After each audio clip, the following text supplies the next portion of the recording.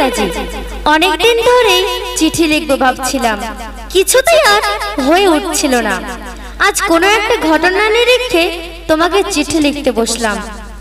ছেলেবেলায় আমাদের দোতলার ড্রয়িং রুমে তোমার ছবি, জন্মদিনে পেতাম বই, শিক্ষা নেও তুমি, বাবার গল্পে তোমারই বীরত্ব। দেখতে দেখতে শুনতে শুনতে ক্রমে আমিও তোমারই ভক্ত। বাবা বলতেন ইন্ডিয়ায় আর একজন নেতাজির দরকার ছিল, মা গাইতেন বীর সুভাষের মহান দেশ। দাদু বলতেন ছেলেটাকে ওরা শেষ করে দিল। ঠাম্মির চোখে তখনও আঁচলের ঘুম। এর মধ্যে বড় হওয়ায় আমিও কেমন একটা ঘোরের মধ্যে থাকতাম, ভাবতাম পারতে, তুমি সব পারতে।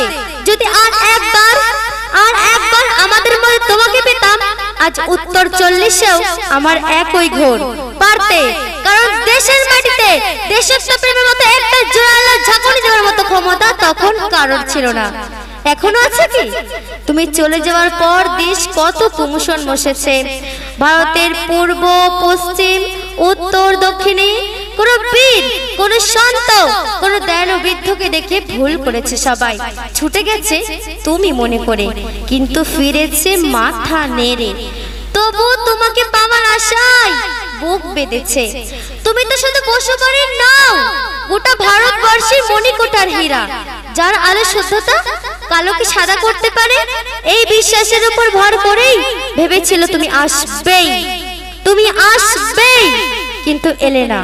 কেটে গেল অনেকগুলো বছর, পেরিয়ে গেলাম জীবনের অনেক কটা সময়। এখন তুমি বিমানবন্দরে, সভা সমিতিতে, রিচার্জ ব্যুরোতে, এমনকি ইনসুলিন নামকরণেও, জানো এখন তোমার জন্মদিনটা সবাই ছুটির দিন বলে, আয়েশ করে, উপভোগ করে।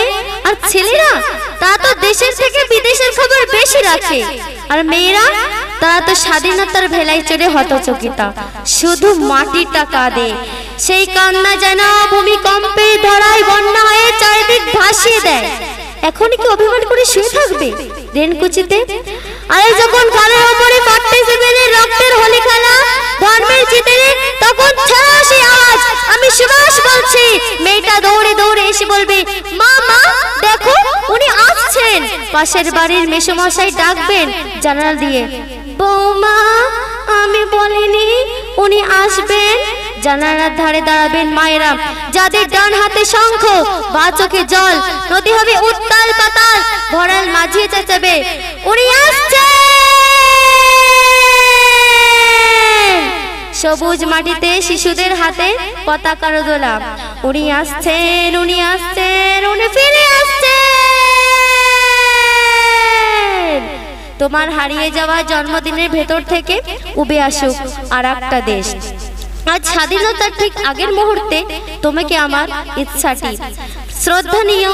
ভালো থেকো নেতাজি, ভালো থেকো। পশ্চিমবাংলার সর্বপ্রথম হজ ও ওমরা সার্ভিস সেন্টার আলামিন ট্যুর অ্যান্ড ট্রাভেলস প্রায় 3 যুগ ধরে আপনাদের সেবায় নিয়োজিত। স্বল্প খরচে সুন্দর পরিষেবায় ওমরা জিয়ারতের জন্য আজই যোগাযোগ করুন।